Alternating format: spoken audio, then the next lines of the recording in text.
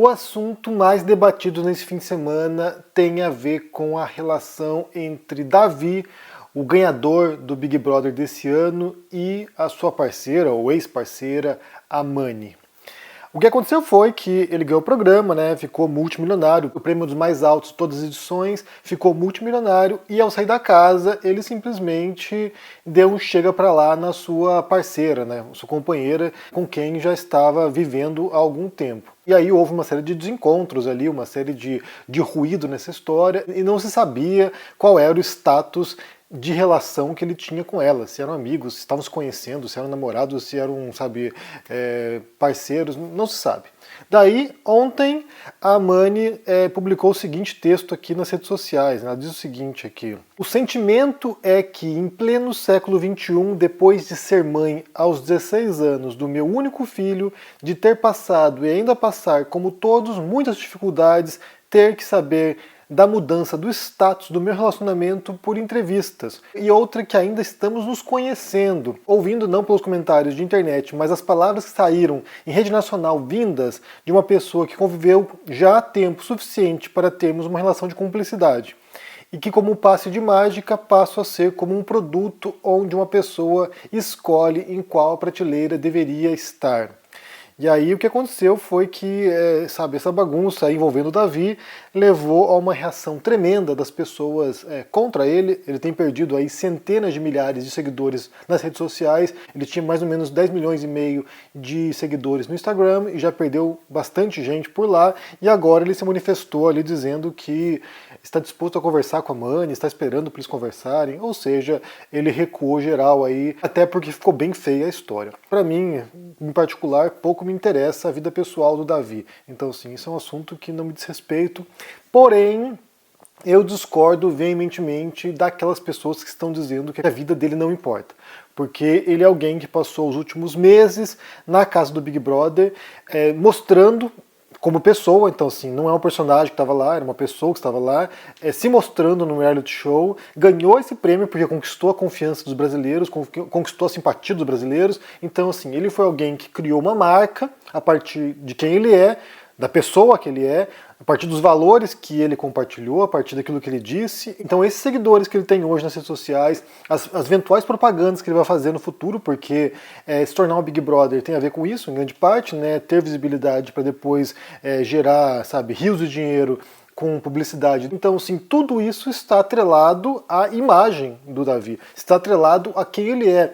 Não é como um ator de cinema, um ator de televisão, Tony Ramos, por exemplo, que interpreta um papel na televisão, na novela, e quem ele é pessoalmente pode ser muito diferente de quem ele é como personagem. Então, assim, há um distanciamento entre o papel representado e a pessoa real.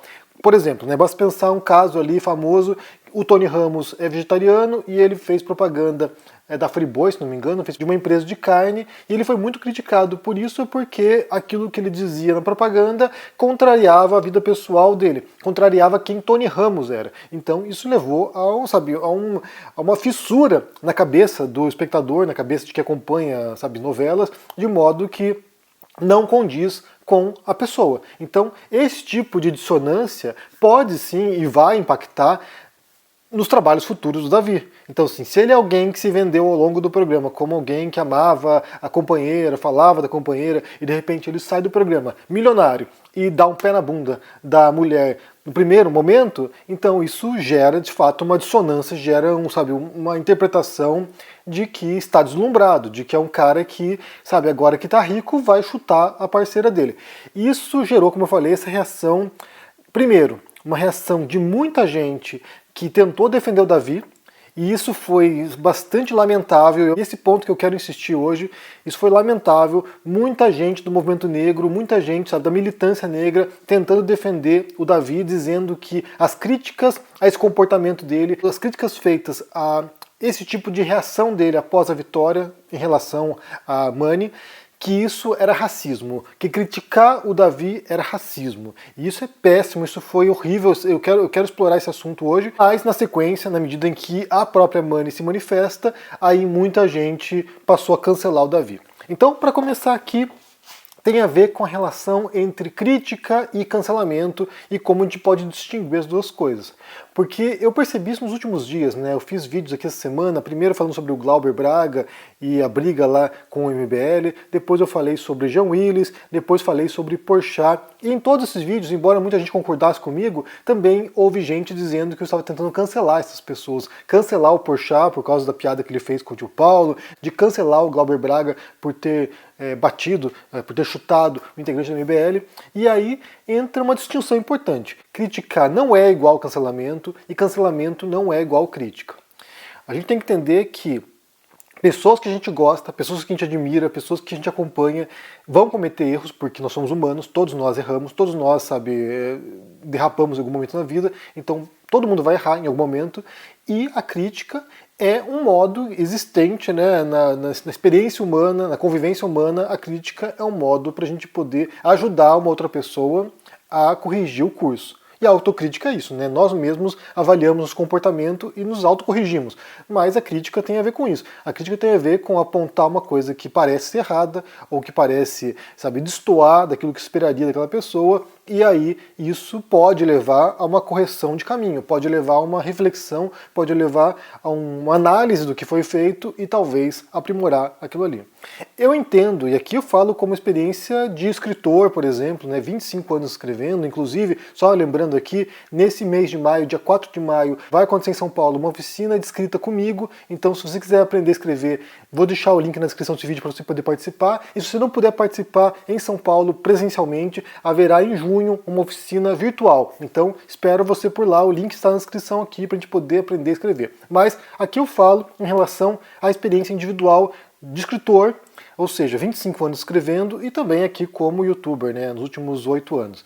Então, o que eu entendo, o que eu percebo, a escrita especialmente, a crítica ela é fundamental para você crescer como escritor. Quando você tem o olhar de uma outra pessoa, o olhar de um outro escritor, o olhar do leitor, que vai se debruçar sobre o seu texto, que vai ter o cuidado de ler o seu texto e elaborar uma crítica, isso é muito importante para o aprimoramento. Isso é muito importante para você compreender aquilo que funciona, aquilo que não funciona, a escolha que você fez voluntariamente e que você quer insistir porque aquilo ali tem a ver com o seu estilo, ou seja, o modo como você produz é muito impactado pela reação das pessoas, pelo modo como as críticas positivas, ou seja, aquelas que visam, né, realmente aprimorar o seu texto, te ajudar a melhorar, mesmo as críticas negativas, que são aquelas críticas destrutivas, de pessoas que não gostam de você, que não te acompanham e que querem que você se foda, esse tipo de crítica também é válida. Então, assim, a gente entender por que alguém critica, o que ela pretende com isso,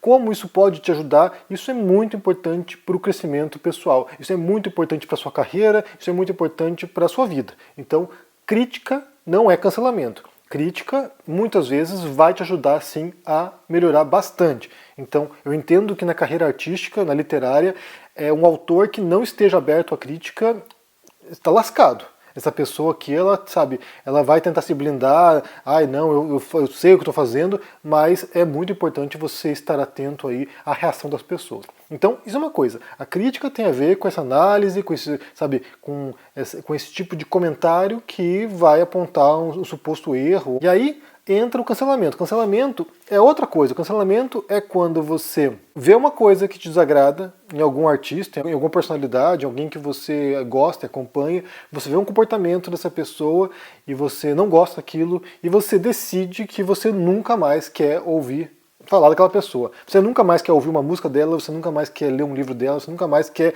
ver a cara daquela pessoa na tua frente. Então, cancelamento é isso. E aí, claro, que uma coisa é você individualmente, né? Eu não quero mais ouvir essa pessoa, não quero mais ouvir o Eric Clapton porque ele é antivacina. Outra coisa é quando há esses movimentos de cancelamento, né? Quando há um movimento coordenado de pessoas que se organizam na internet, nas redes sociais, para tentar destruir alguém. Então, esse tipo de cancelamento é muito mais pernicioso e a gente entende que há comportamentos que são inaceitáveis e que, de fato, a pessoa merece ser cancelada. Então, sim, há situações, de fato, que a gente entende que passou dos todos os limites, e aí realmente isso é uma reação quase natural, eu não quero saber dessa pessoa, mas por outro lado eu percebo que há muitos esforços para cancelar pessoas por coisas triviais, sabe, uma fala, sei lá, um ato menor, e aí há um movimento ali, porque todo mundo é virtuoso, né, na internet, todo mundo, sabe, quer apontar o dedo, há um prazer, inclusive, um pouco sádico de ver alguém se ferrando, e aí isso é cancelamento. É quando a crítica não é apenas uma crítica para apontar o erro e quem sabe a pessoa vai se aprimorar, mas você errou, portanto você tem que arder no fogo do inferno. E aí isso sim é perigoso. Então o que eu percebi foi que nesse caso do Davi, isso aconteceu lá na sexta-feira, mais ou menos, né?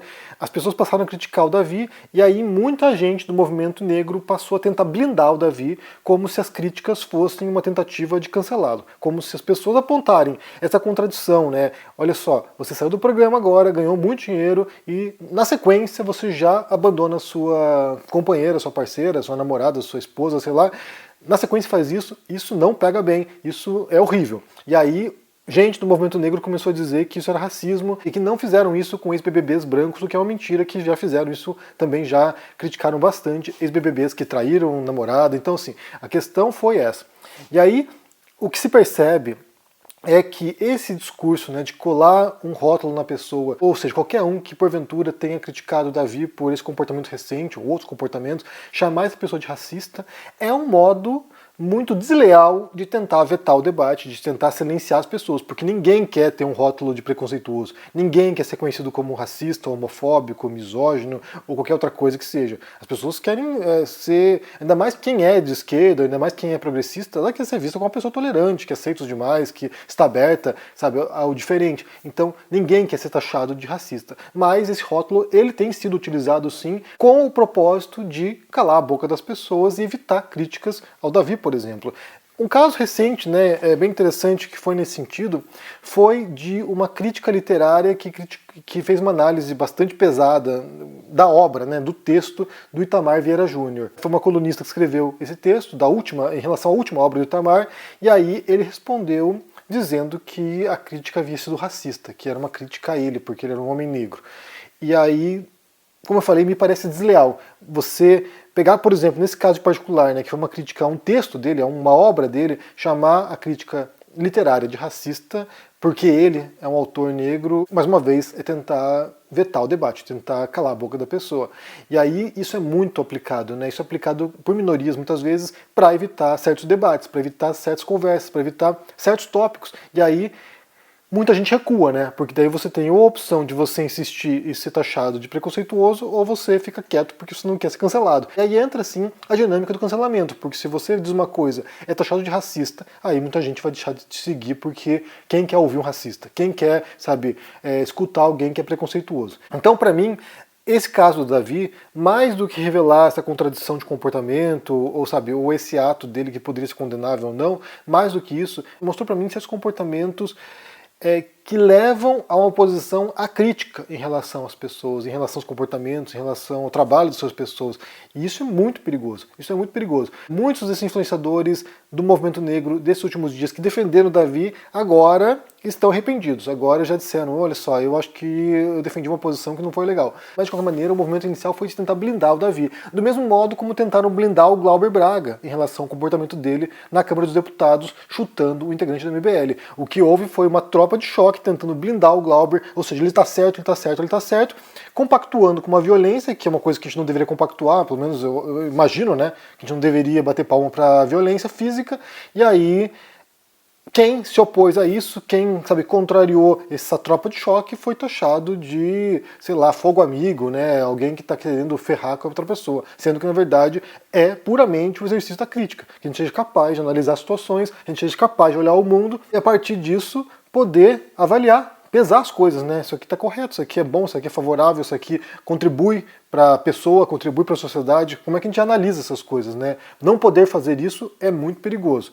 Bem, me diga o que vocês pensam aqui sobre essa situação envolvendo o Davi e a Mani, né? Ainda vai ter desdobramentos, aparentemente. Não sei se ela vai querer voltar para ele depois dessa frustração, dessa decepção. Foi bem feia a situação. Mas como é que você entende isso? Como é que você entende o que aconteceu? Como é que você percebe também esses movimentos, né, de tentar calar a boca de quem é divergente ou de quem está disposto a criticar? Como é que você distingue também a crítica do cancelamento, se é fácil fazer essa distinção? Eu acho que é fácil, na verdade, o modo como é feita a crítica é muito diferente. Inclusive, muitos cancelamentos eles começam como críticas válidas. Muita gente começa a apontar, olha só, isso aqui não foi legal, poderia melhorar, e aí você tem uma legião de pessoas que embarca na crítica para transformar isso num movimento de cancelamento, o que é pernicioso, até onde eu entenda.